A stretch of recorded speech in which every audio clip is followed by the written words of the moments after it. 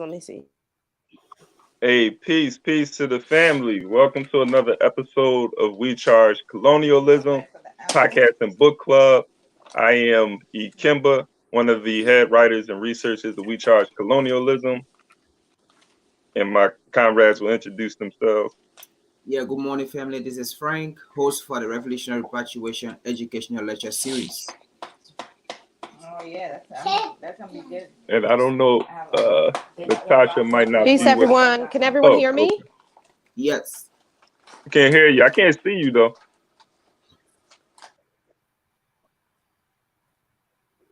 She might come out. Yeah. Yeah, and peace to everybody that's tuning in right now. We wait for Natasha to join us. Make sure you subscribe to our channel if you haven't subscribed as of yet. Subscribe to our channel, like this podcast and book club, share it to your folks so they can be a part of this discussion.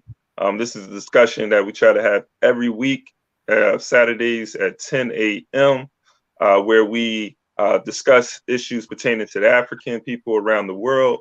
And we go into our book reading today. You know, we're ending off the year with the reading of Kwame Nkrumah's Conscientism. So we're going to be finishing that up. There should be a link for you all who want to follow along with us when we read Conscientism. There should be a link for you all in the chat. So make sure that you click on that link, follow us in the second half of the podcast as we get into that reading. So, you know, I'm excited going into a new year. Habari Gani too. Habari Gani to everybody out there that recognizes Kwanzaa. Habari Gani to you. So this is the 6th day of Kwanzaa. Where we at? It's not Imani. Where we at? Hold on. What we got? Yesterday was Nia, so today is, I feel bad. Hold on. What's the day? Somebody put today's principle in the chat. Got Umoja, Kujichagulia, Ujima, Ujama, Nia. What am I missing? Somebody put that in the chat for me. Feel bad. Tomorrow's Imani. Hey, Natasha, what's today's principle? We got Today's Kuumba. Kuumba. Yeah. Habari Gani. Creativity. Kuumba. Creativity. Why was I forgetting that? Hey, I woke up late. I woke up like 3 in the morning. I was up reading early in the morning for like 2 or 3 hours, and then I went back to sleep. So I'm off schedule right now. So go ahead. You can introduce yourself. Peace, everyone. I'm Natasha, member of WCC. All right. Keeping it short. Yeah. Hey, so yeah, we're your team.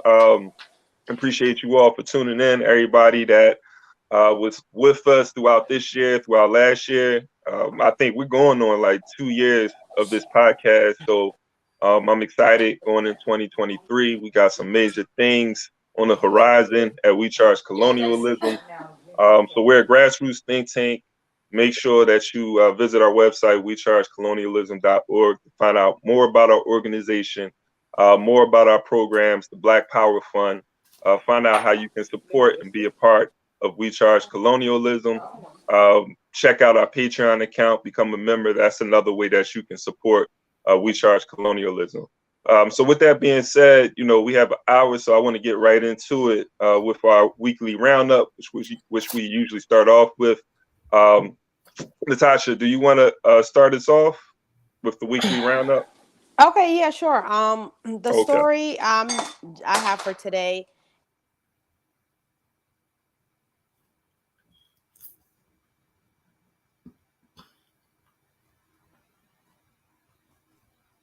I don't know if we lost it. You still there, Natasha? Yeah, I'm still here. Okay. I'm using my phone because my iPad was being funny. So actually, could you want to have Frank start? Because I have to switch over because I thought I could use both at the same time. Okay, no problem. I'm using my phone too, back to my internet issues, but we're gonna make it work. So Frank will start off, then I'll go because we both talking about Zimbabwe, and then we'll go into your story. All right, Okay, sure. Yeah, sure. Let me just pull the article. I just want to show something quick. There's a article that came out about Zimbabwe having I don't know. I don't know if it's a great economy, but I do have problem with it. But I want to show something. Yeah, I felt it was interesting. I can't wait Yeah, to hear I what you mean, have to say. yeah, it says Zimbabwe ranked among Africa most advanced country. I don't know what it mean by that. But I don't know in what way did they measure, the rank. I don't know who measure it, but there's a sentence at the end of the paragraph that I do agree with from that economy, and that is why when we having these foreign economies going, places like Africa and giving rank, sometimes we don't really have to agree with it because they don't understand the living standard or the living condition of the people that live in our area. So they just go in an urban area in a city and then do assessment and come out with analysis, but not going into the rural area, as you can see right here. So this economists just went in the city and I think interviewed a few group of industrial, business people and thing, and came out with an analysis. So he said, according to a recent survey by Yahoo, first of all, Yahoo Finance, how they call it, Finance Global Economist Analysts have ranked Zimbabwe as the 11th most advanced country in Africa. This ranking is based on the country's gross income from the informal sector, which has sustained the country economics despite high rate of unemployment. So again, I don't know if that's a contradiction that he just gave, because how will you say something like this and then you also go about despite its high rate of unemployment? So is he how they call it, ranking Zimbabwe based on some, I don't know, improvement in the city, not improvement in the life of the people or the citizen, or not looking at the unemployment rate? So, but I mean, it came down here, and then it say, according to the International Monetary Fund, Zimbabwe has the world's second largest informal economy, for comparing 64.1% of the economy. Economist Vincent Musiwi argued that an advanced economy cannot be sustained solely by the informal sector, and that a country economic success should be measured by its citizens' standard of living. I agree with him totally by what he said here, and I disagree with the how they call it, so-called International Monetary Fund statistics, and I also disagree with the Yahoo analysis that they gave, and I agree with the African economist, which is Mose Wheat, and that you can only measure the living standard or the economic condition of the country based on the living standard of the people. So I think this is why I have problem with this. So that's why we have to be careful when we see foreign economists going on the African continent and or in African nation giving analysis about the country economy and not basing it on the living condition or standard of the people. It's just like going to DRC Congo and giving analysis like this just because you stop in certain urban area and not going into the rural area and talking about DRC Congo ranks is also among the world economy. Yeah, appreciate you bringing this story. It is quite interesting when they're talking about Zimbabwe as the 11th most advanced country. This is why it's important for us to understand propaganda and media manipulation and so forth, right? How the media is used to push a particular agenda. So this, I'm looking at this article, Pushing Capitalism. This is a pro-capitalist article. Is making it as if Zimbabwe is doing great as the 11th ranked advanced country, despite, the sanctions they're able to overcome. This is a lot of things can be inferred from reading this article. But it's the 11th most advanced country among African nations. So what is that saying? We're not talking about globally. Am I correct? It said African nations, right? So when we're talking about what is the economy, what does the economy look like in Africa?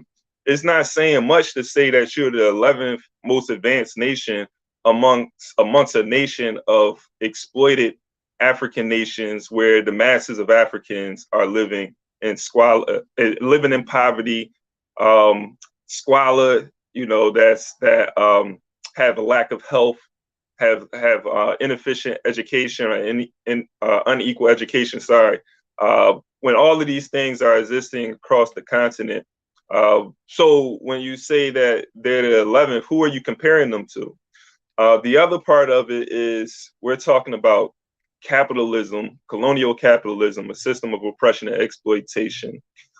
We're not looking to have countries be considered advanced within the global economy as sort of like the benchmark, or looking at being an advanced country in the global economic order as a standard of success, right? That being the measuring rod. That can't be the case. Like, as African people, we should be fighting to build something and to build an alternative to the colonial capitalist project.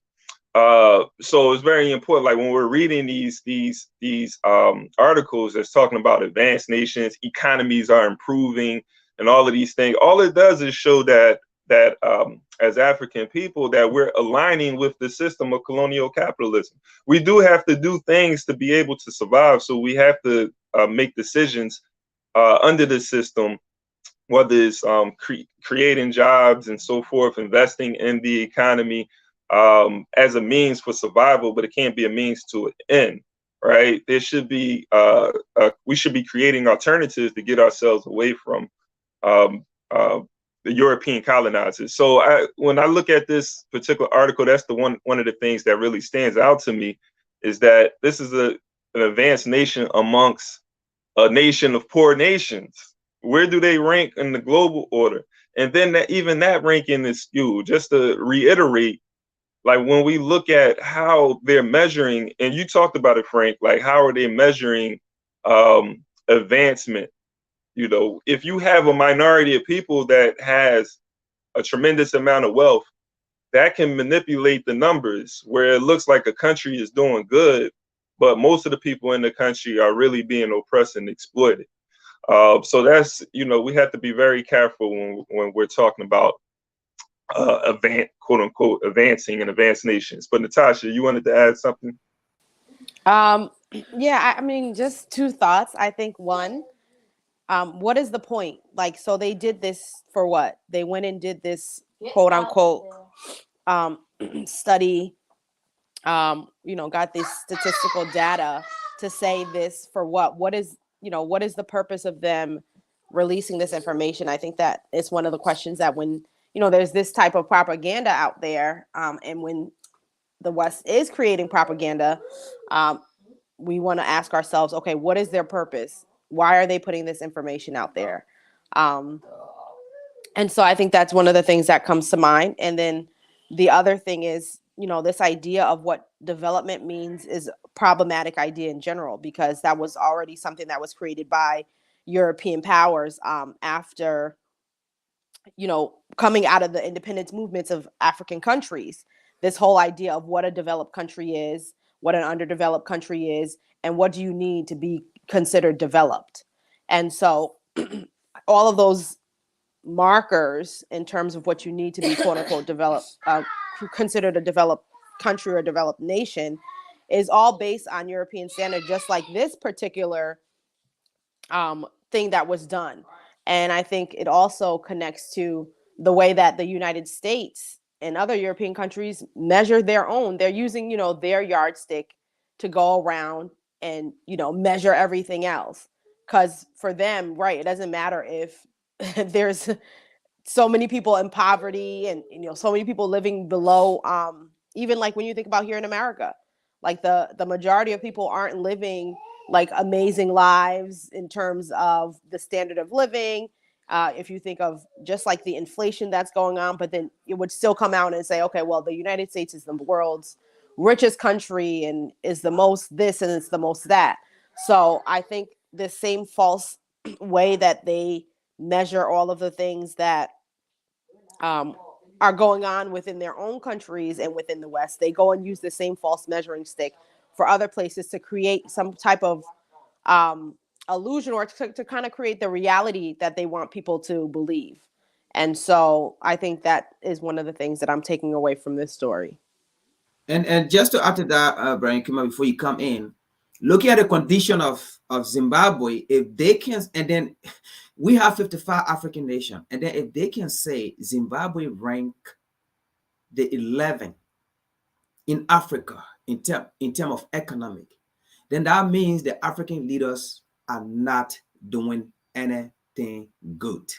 They are not leading. So imagine if Zimbabwe is like that, right? The condition of the people is deployable like that. And you're telling us Zimbabwe rank the 11th wealthiest economic in Africa. Then that means African leaders are not doing any better. Yeah, and again, you know, I think it's important when we're talking about what policies are being passed, what economic, political, economic policies that are being passed, what economic decisions that are being made. You know, is it in the interest of bringing about a system, economic system, that is going to make colonial capitalism obsolete, or is it continuing to fuel the colonial capitalist economy? And so, looking at what Zimbabwe is doing, the decisions that they are making, it is not to dismantle the system. It's finding a way to be a part of the system. You know, and in order for their sanctions, to be lifted, they're going to have to make decisions that's going to make them make decisions that keep them in alignment with the whole global order. If they're not going to do that, which they haven't in the past with certain things that they were doing, then they're going to be isolated.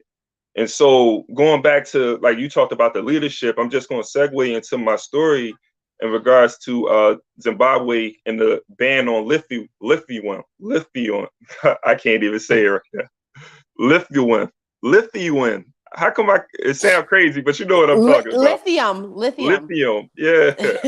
Yeah. Struggle in the morning. Lithium. So Zimbabwe has recently put a ban on the export of lithium being unprocessed. I'm just stop. Y'all know what I'm talking about. Being unprocessed and being exported. But what's happening is that they want to process it in their country, and so now it's going to be illegal this is going to hurt artisanal miners who, and the artisanal miners is the small miners who may go across the border to sell that resource to try to, you know, make some money for their family. And so now what's going to happen is that it's going to become more centralized. The larger companies are going to be able to control that, particularly Chinese companies that are in Zimbabwe, who are now going to have to invest. So one thing, you know, I'm gonna look at it. There's the positive and the negative. The positive is that now this resource has to be processed in Zimbabwe. So Zimbabwe is kind of doing what Ghana did with the sugar, right? When they're saying, hey, you know, no, we're not selling you the unprocessed raw material, where you're going to process it in your country, in the colonizer's country, and sell it back to us. Zimbabwe is saying, no, you know, we're going to process it here and then sell it to you guys. So, you know, that's a positive because they're taking control over the resource. But then, you know, the negative part, the two problems that I have with it that I think is problematic. One is that, you know, they're dependent on Chinese manufacturers. That's one problem. Now, those Chinese manufacturers is going to create jobs for Zimbabweans. And this is where we get caught up into the whole colonial capitalism enterprise where, okay, these jobs that's created, and we look at that as a positive thing. People have jobs, they're going to be making money, a middle class is going to be created. Again, we get blinded into not wanting to dismantle the system, but be a part of the system. And then the other part is, yes, like it is who's going to benefit at the end of the day from these Chinese companies, the creation of jobs. It's going to be who's going to benefit the most. The foreign companies, the foreign countries are going to benefit more than the Zimbabweans and the African working class. We're creating the African working class in Africa, and they're going to have to be very conscious. They're going to have to create this collective consciousness and say, hey, like the system of oppression, exploitation is over. And those are the people that we have to reach and we have to organize because they represent the majority. These resources, these companies have to be under the control and dictatorship of that African working class. So I wanted to bring that up. The other thing is that I just made a note, like also like the exporting of these resources, which is now going to be illegal. But with so much corruption, the leading poachers in Zimbabwe is really the ruling class, those people who are in positions of power. So they're telling the masses of African people, you can't do this, but at the same time, they're doing it. And if they're arrested for doing it, because they're one of the, I remember there was a politician, I can't remember the woman's name, a few years ago.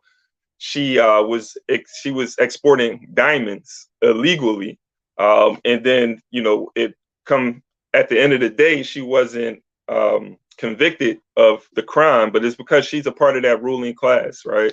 And so that's a serious contradiction. But yeah, I just wanted to break this story. If you had anything to add, go right ahead.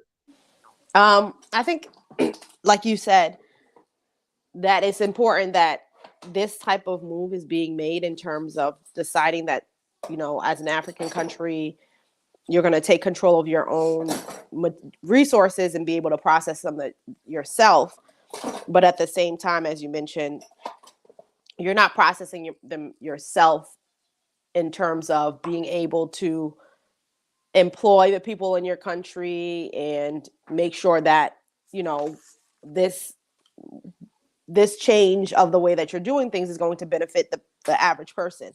And so I think that in terms of the way that it's being done when it comes to having it be made illegal for people to no longer, individual people, I guess, on their own, going out there and poaching and doing those types of things. I think when I think about an African proverb that says, if there is no enemy from within, no enemy from without can harm you, I think that, the fact that African countries are so destabilized that there's so many other ways.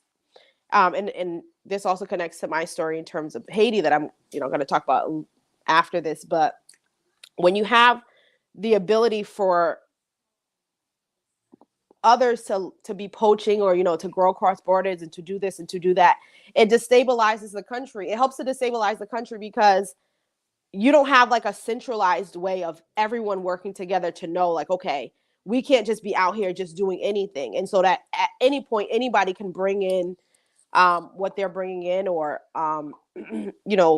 exploit a weakness within that open space of people just being able to do that. So I do think that it is important to kind of centralize or to organize the way that people are allowed to be able to do this, just so you can stabilize the country in the ways in which people can come in, so that you don't leave these open side back doors for these other corporations from the West, which we know are always going to take advantage of those opportunities. But I think in order for Zimbabwe to do that successfully in a way that makes this country more stable and allows it to really benefit the people, is if you're going to do this, have a plan for how you're going to integrate these people into this process, how you're going to make sure that, okay, you're going to build capacity within those who are already doing it. Bring them all in, those people who are already doing it, those people who already have the skills, the experience of doing this type of thing, so that you can help within your own country, within your own people, build the capacity for you to be able to do this. Not just decide, okay, now it's illegal, and we're gonna those people who have the money and have like the businesses and China and all those other things are going to be the ones who fill in those gaps. But bring those people in so that you make sure that you are really bringing up your country at the same time by bringing up your people. So I think that's one of the things that sticks out to me about the way about this particular story with Zimbabwe.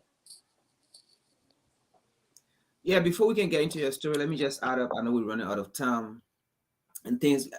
Like exactly as you guys said, I think one thing our leaders, again, I keep saying leader because hey, they are the one, in control. One thing our leaders should understand is that even though we want change, but we are not desperate, for that change, in a sense that we shouldn't be desperate to just bring people in because we want to see good buildings, we want to see roads. Because at the end of the day, even if we want to see roads, we want to see good buildings, and we bring in people, they are not going to put down building, that they put down in their home country, or they are not going to give us roads that they built in their home country.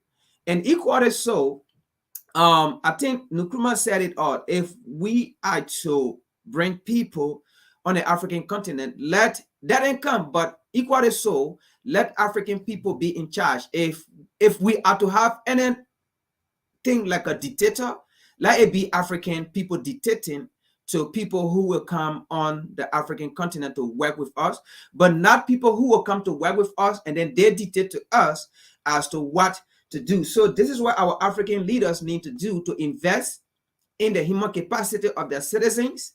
So that is why I said we are not desperate for that change. So, but invest in the human capacity of your people so that your people can take full control of the development of the continent, of your nation, of your neighbor, or your community, and so forth, and what have you, and not people coming telling you what to do. Because at the end of the day, if these people come and take control of our developmental process, they're going to dictate to us, and at the end of the day, they're going to treat us like slaves.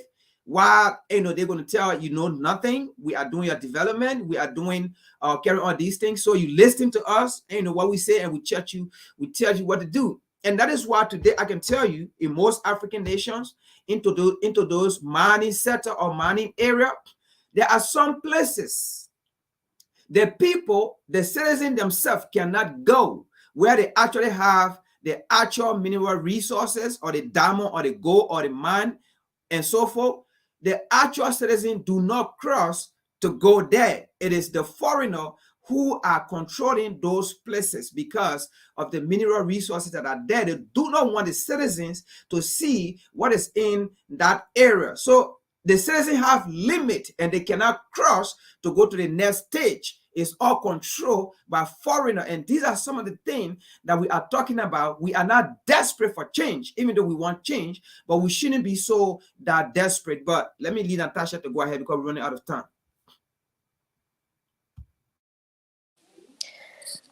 Thanks, Brother Frank. So the story that I'm doing today is, it's called, the title of the article, and I won't be able to share it on the screen, but Other UN Intervention Will Destroy Haiti Forever.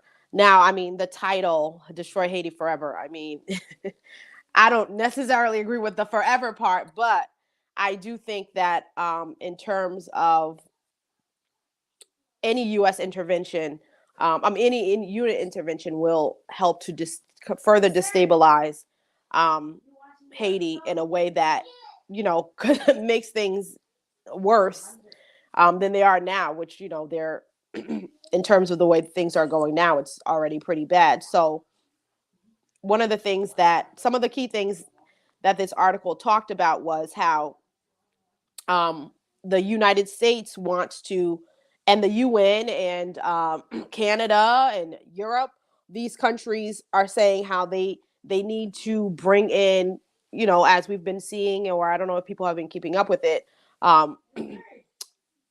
UN forces to kind of stabilize the US.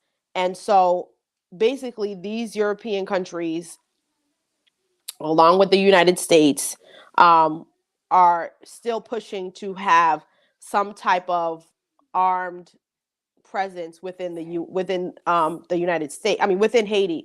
And so we know that like Haiti's been occupied by the United States and by the UN for the for decades, on and off over the last couple of hundred years, ever since independence. And so one of the things that the article mentions that here is that after the assassination of the president Jovenel Moise, Henry was appointed, the current president now, to his position in 2021 by the white colonial powers, to be more precise, by a group of 6 nations led by the US, the European Union, the UN, and the Organization of American States. And it also goes on to talk about how gangs formed and promoted covertly by the Haitian oligarchy, supported by the imperialist powers, and armed with weapons from the United States. Another such intervention in the name of human rights would only affirm the neocolonial system currently run by Ariel Henry. So it's just to say that I bring this just as an update of what some of the things that are still going on in terms of the situation with Haiti, and this idea that more troops need to be brought into Haiti in order to stabilize it, when we know that bringing in these troops will further destabilize it, especially when we know the history of the UN, how the UN has gone into Haiti, brought in cholera, UN peacekeepers, quote unquote, and UN military forces have raped women, raped children in Haiti, but they've also done this in Africa and other Caribbean places. They, you know, when we think about the way that even when the UN goes into these places and does these things, there's never any accountability for these predominantly European peacekeeping groups, military groups in general. And as we know that the US and these other European powers have already been the ones to put the current president in to Haiti, that when they go in there, they want to further destabilize it and to kind of prop up this administration, even though they're also funding the gangs. So they're fueling all sides, so that when they go in and they propagate to us this idea that, you know, oh, there's this thing that just happened, and, you know, we're not at all, we have no hands in it, we have no role to play in it. But so what we're going to do now is we're going to help by going in and stabilizing it. And so this is all just a game being played by Western powers, currently what's happening in Haiti. And in my opinion, I think part of the reason why this whole thing was kicked off, and why, you know, obviously beside the history of Haiti itself and the revolution and beating France, but that there's huge vast of mineral and gold wealth in Haiti. It has tons and tons. It's, you know, it said that Haiti possesses some of the greatest oil reserves in the world. And according to estimates, the oil reserves can be greater than that of even Venezuela. You know, there's gold, copper, gas, mineral deposits. So all of those things, white calcium, all of those resources within Haiti. And even since the first earthquake, the first major earthquake, you know, back in early 2000s, there's been this push to continue to destabilize Haiti in order to be able to get these natural resources. So I also think that, you know, when we're talking about neocolonialism, this is another neocolonial play to get the resources that are within Haiti.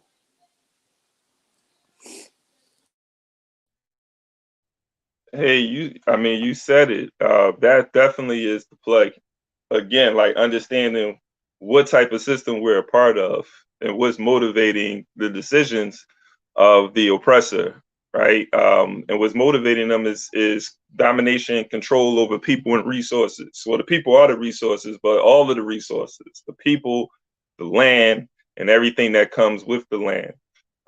So yeah, it's interesting that I think like we have to, here we charge colonialism and African people, when they see what's happening in Haiti, have to stand up and say something, right? Have to acknowledge like what the all of the contradictions you just brought up, and make sure that we're pushing back against any intervention. Now, something needs to happen in Haiti. There needs to be some support, but I don't think that this support should come from the UN. And that's something that we have to talk about too. Like this is why it's important for Africa to be strong. This is why it's important for Africa to be free.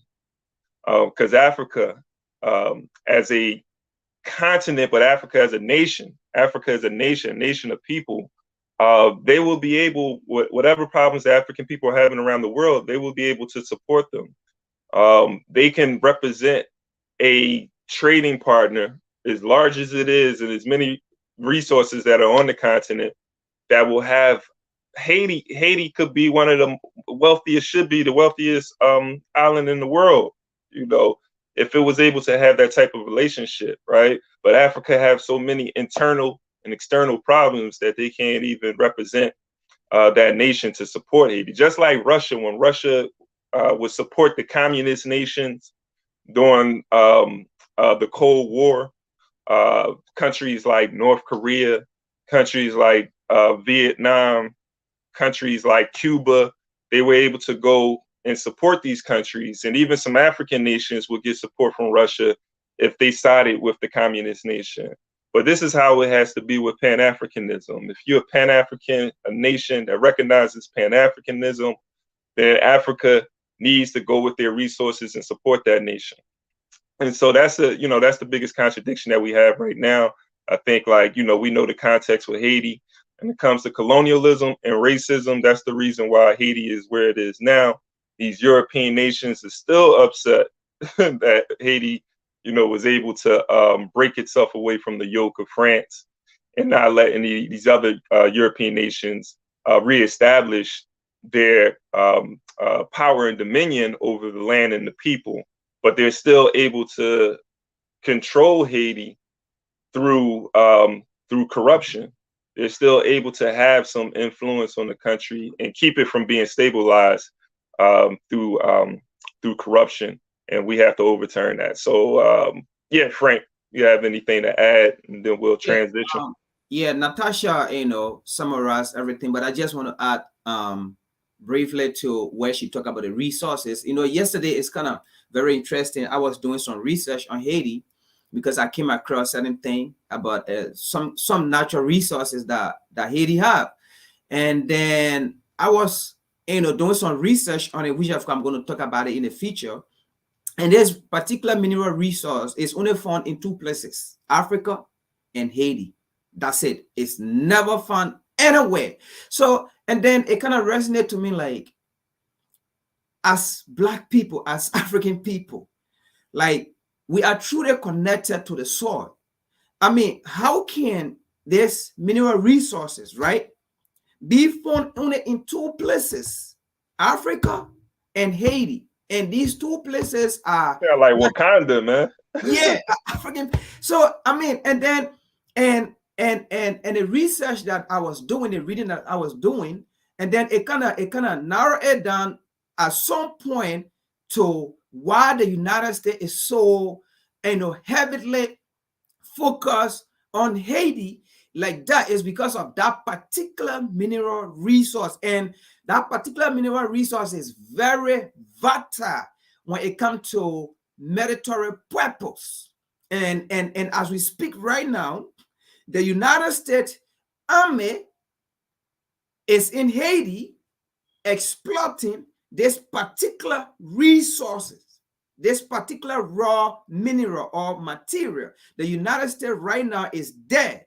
You see, so it came to mind that these are some of the reasons carrier is in Haiti, because as I have watched other video from the United States here, people from America saying that they create a carrier and capitalize on a carrier. And then when I saw these things, and then it came to mind that, like what Natasha said, these are the same people that support the gang, that gave ammunition to the gang, and they rely on that and capitalize on that and put Haiti in a very deplorable condition. And then, yeah, so that is why I came across yesterday, and that just kind of resonate on the article or the information you brought out. So it just kind of summarized that is a form of neocolonialism that we are experiencing in Haiti. Haiti have a lot of mineral deposit that the United States is taking advantage of over Haiti.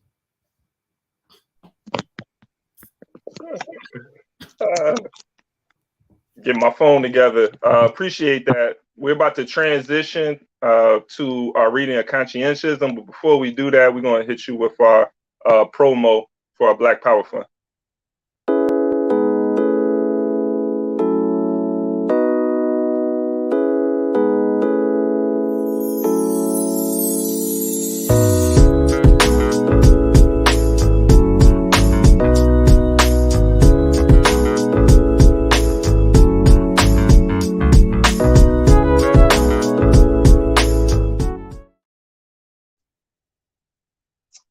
All right. So look out for that in 2023. We'll be launching in February the Black Power Fund, supporting all of our gardeners and farmers,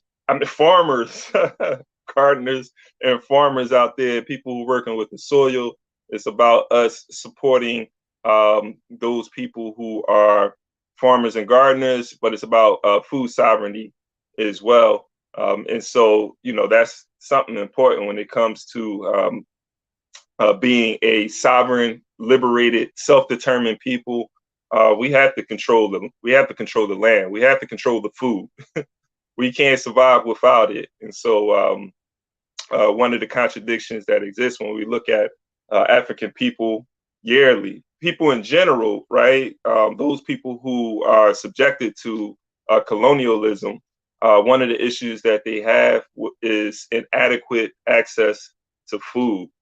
And so you have millions of people who die. The numbers show that millions of people die a year as a result of hunger and starvation. And so, so African people are vulnerable to this. And we want to make sure that we're supporting people who are about food sovereignty. So with that being said, make sure you visit our website, learn more about the Black Power Fund. You'll be able to apply for a grant to support the work that you're doing in 2023. So we'll give you more information about that as we go into the new year. So with that being said, we're going to transition into our reading of conscientism. We're starting on page 29, chapter 2, page 29. For all those people who are going to follow along, for sake of time, I'm going to get right into it. I'll probably read a few paragraphs just to catch us up. So chapter 2, philosophy and society. It is obvious from the foregoing skeleton history of philosophy that philosophy could very easily come to be divorced from human life. It becomes so abstract in certain Western universities as to bring its practitioners under the suspicion of being taxidermists of concepts. And yet the early history of philosophy shows it to have had living roots in human life and human society. Philosophy has its origin in theological speculation. The earliest theological speculations were a conglomeration of thoughts milling around the great ideas of God, soul, destiny, and law. At every point, these thoughts enjoyed a practical inspiration. For in those far-off days, the religious life was one of the cardinal concerns of human existence. That was a time when it was sincerely believed that man's cultivation of the gods at the same time as his crops was one of his major purposes on earth. Religion and worship were preoccupations of day-to-day life. They were the ways in which man conducted himself in his privacy before others and in the presence of his gods. Even much later than ancient times, even as recently as the Middle Ages of Europe, other concerns of life were tyrannically subjected to the religious concern at the insistence of the clergy. Economic concerns without which the clergy themselves could not have survived were required by them to be confined within the limits of human subsistence.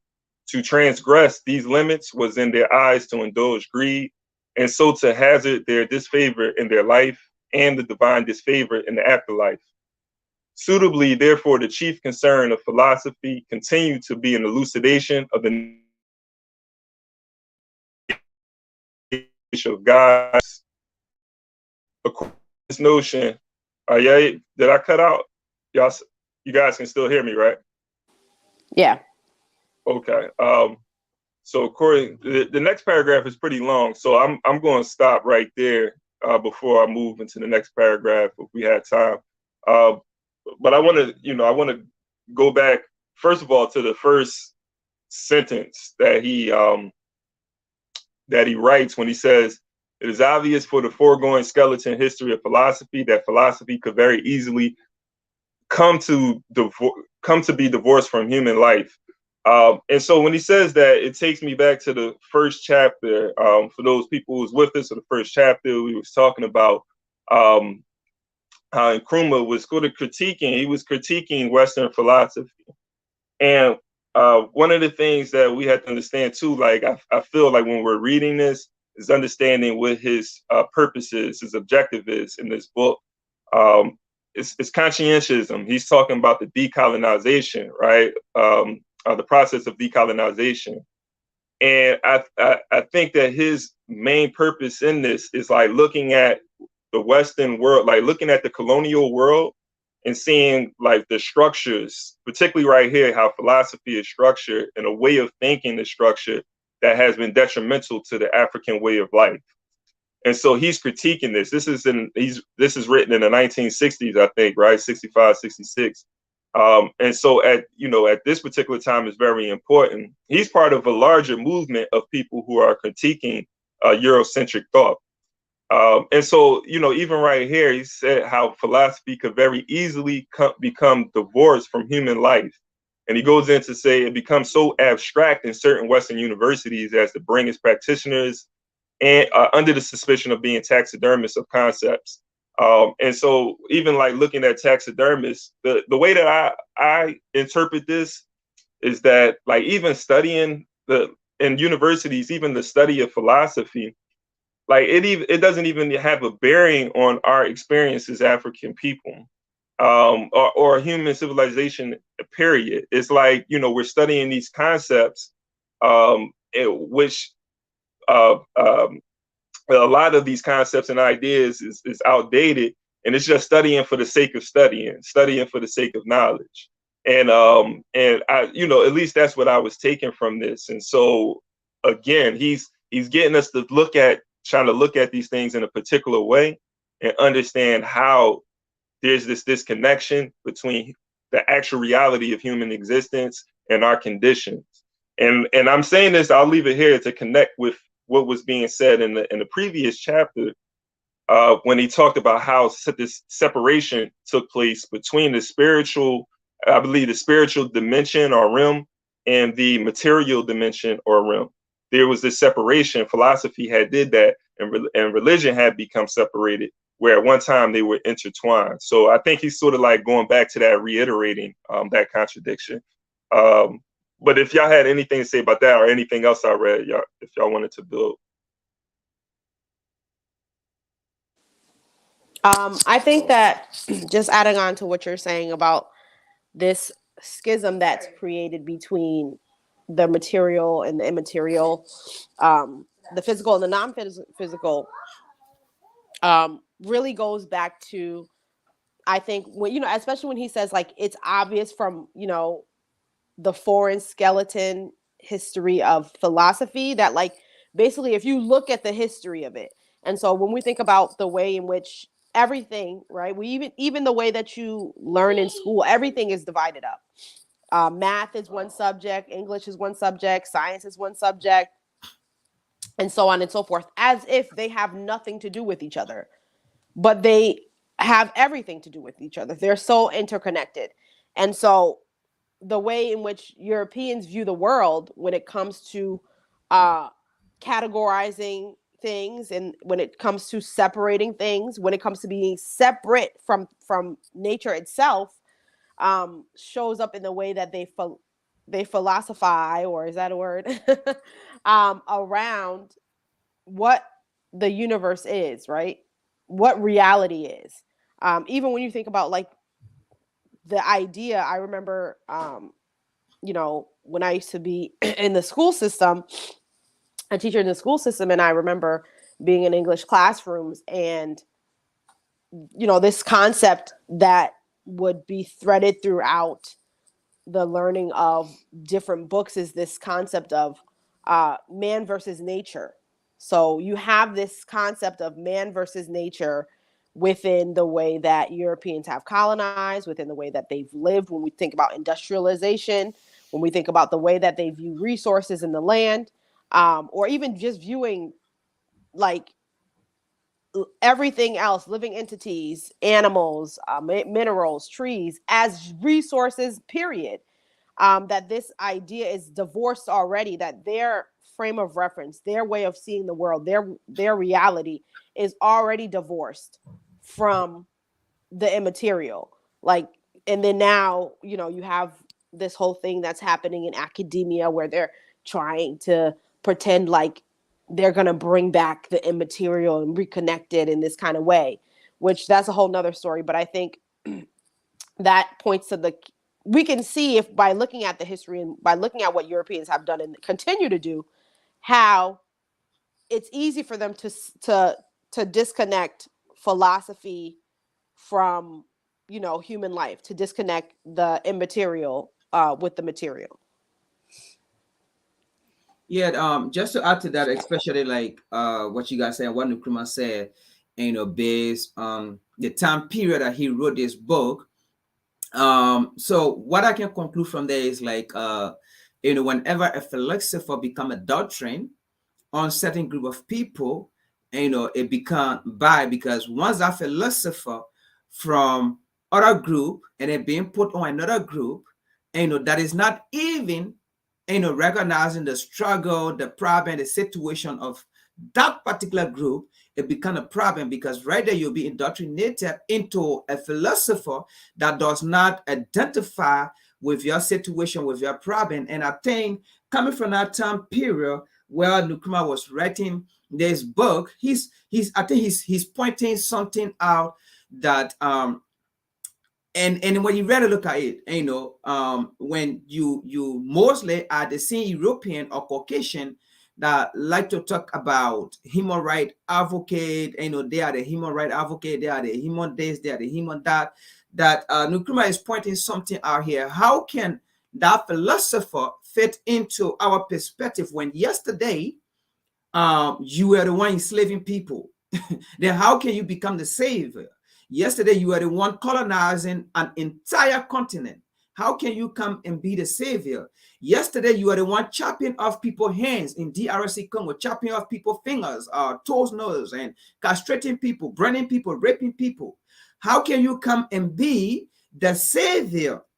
Okay, yesterday you were the one going against people who were fighting for their freedom, for democracy, and you are killing those leaders. Then how can you come and then preach to us about what democracy is, how democracy look like, or who need to practice democracy, when you are the one assassinating African leader who are talking about democracy, who are talking about freedom? You did not like it. So how can you come and tell us that your interpretation of how things supposed to be, or and those things? So I think that is what Nkrumah is pointing out here. Like, who are the one giving you those philosophers? Who are the one giving you those doctrine?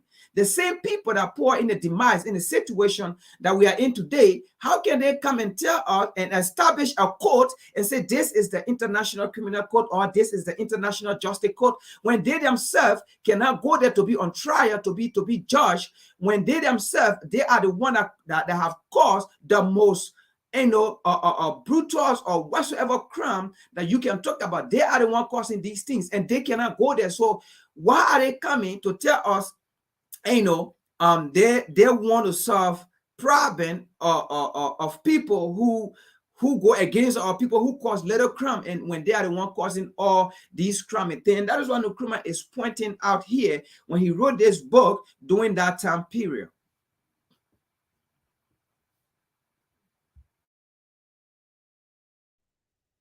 Hey, absolutely. Like I'm looking at should I go into this?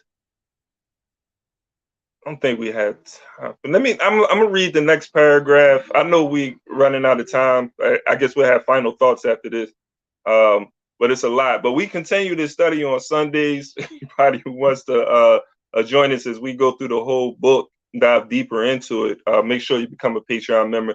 That's a way to support us as well, so we can continue to do this work. Feel bad because I feel like when we hit the halfway mark of our podcast, that's when most people like join the podcast. So let me read this last paragraph. According to this notion of philosophy, when the primary concerns of human life are differently conceived, philosophy reveals a different bias. And as society becomes differently organized, philosophy is differently conceived. During the European Renaissance, when the man became the center of the universe, the human mind and the ways in which it might fix the limits of what is real became the chief topics of philosophy. There was a growing attempt to identify what can be with what could be known. And this tendency later attained its subtlest and most definitive statement in the critical philosophy of Kant. The rise of rationalism was indeed one whole stream of thought which kept reality firmly within the light of human reason, until in the writings of Leibniz, process came to be mere analogous in nature of logical relations. In this way, the limits of the human understanding came to be identified with the limits of nature. The idea survives today in the notion that logically there are no mysteries, that to every question there is an answer, that there is nothing on the earth, beneath the waters, or in the heavens above, which is in principle unknowable. All right, so with Nkrumah too, one of the things I feel like just reading Nkrumah, make sure you have the link to this book that you study and you read this, because with Nkrumah, he kind of like he goes into detail, and it takes a while for him to like really get to his for me, I feel like what he's getting at, like his point. Which is good. I like that. Like he's explaining, but there's a lot within each paragraph. I actually just want to go back to the second paragraph because there was some thoughts, and I'll leave it here. So some thoughts that I had. You talked about philosophy again, like it has its origin in theological speculation, and I'm basically like looking at Nkrumah going back to early humanity. Before that, there was this divorce, this divorce from nature with philosophy, right? I'm sorry, from the material and the abstract.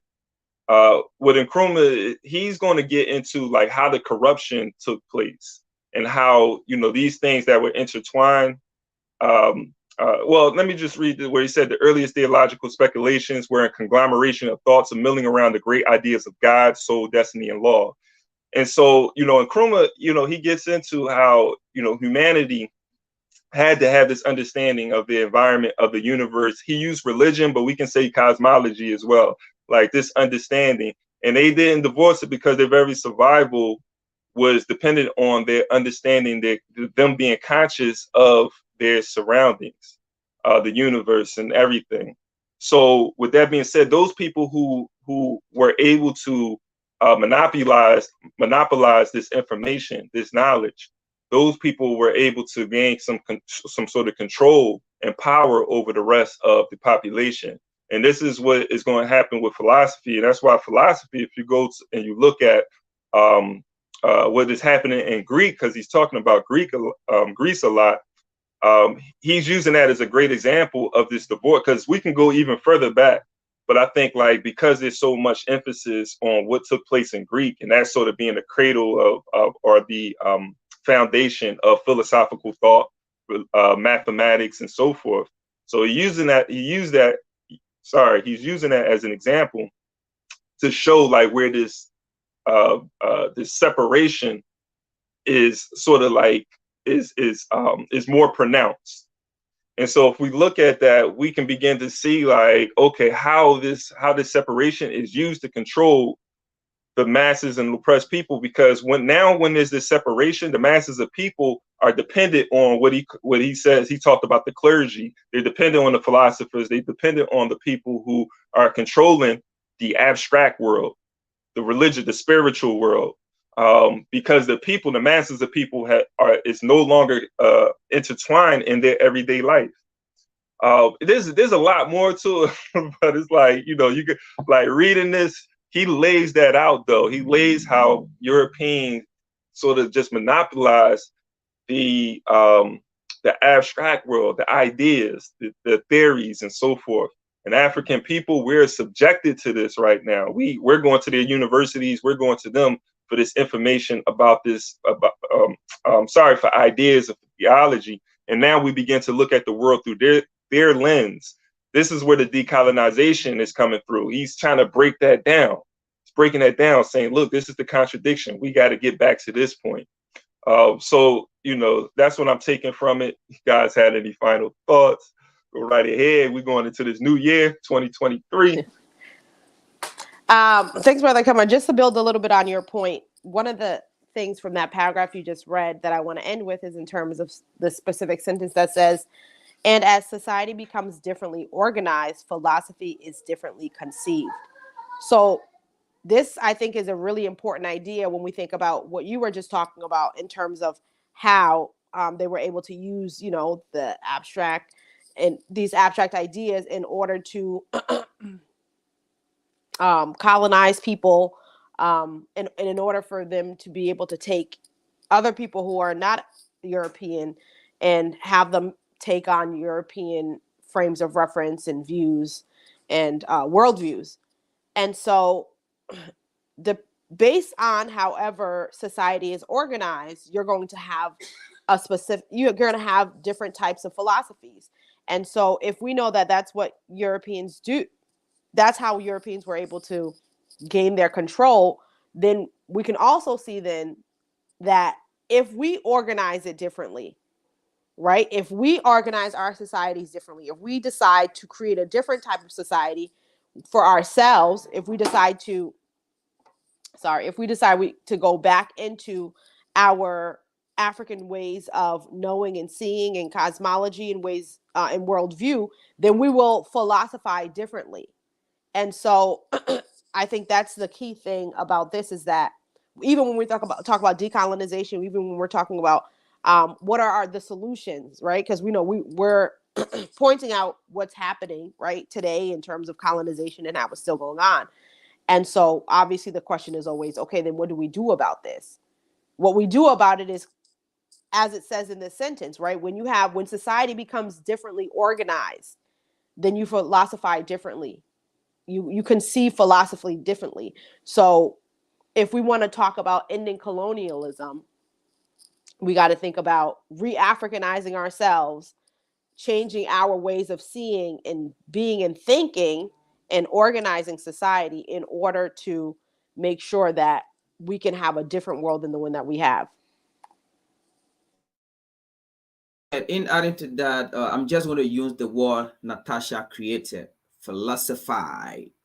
So, like you said, as we African, if we want to see the war, African war in a very, perspective or different way from European philosopher, we have to philosophize in a different way. And one of the philosophers that the Europeans are using now these days is climate change.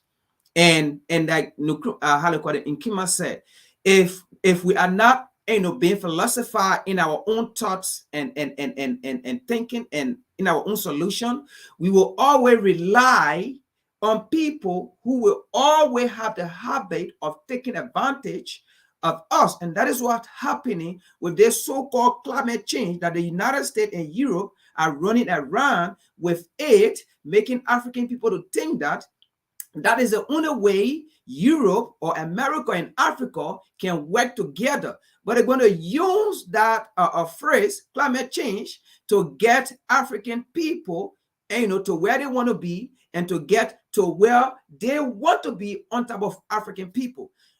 And at the end of the day, the whole climate change they're talking about is not anything that they're going to fight to save African people's life. It's about saving their economy. That's the kind of climate change they're talking about. But they don't want to come and tell African people, we want to save our economy. But the climate change is about saving the American economy, saving the European economy. And how can they do that? Is only by exploiting African people and taking advantage of African people by using the philosopher terms climate change.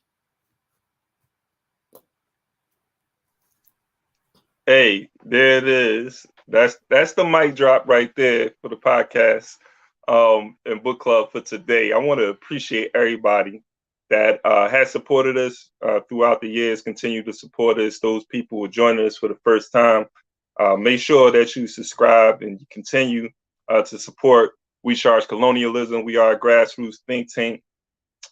We are doing the work to control the flow of data, to combat, and dismantle colonial the colonial grip on the flow of information to the minds of African people. I think it's very important that we are able to counterbalance that. Part of the problems that we do have is that the colonizer has control of the minds of African people, and they do that through the institution. So this is a very important institution. We think think tank is a vital part of our mission to liberate ourselves as African people. I enjoyed this conversation. My comrades, Natasha, Frank. We're here every Saturday at 10 a.m. 10 a.m. I want to wish everyone. I know we're going by this the colonizer's calendar right now, but we are going into a new year, a cycle. And so I want to wish everybody a happy new year. Make sure that you recognize Haiti's Independence Day tomorrow. Let the world know, is Haitian Independence Day. It's some places in the United States, they recognize Emancipation Day as the day that the Emancipation Proclamation was also issued. So January the 1st is just more than, a new year. It's a symbol of African liberation, African struggle and fight. So make sure that you keep that in mind and blow up the social media with that. So with that being said, again, appreciate you all for being a part of this conversation and hope to see you all next week, Saturday,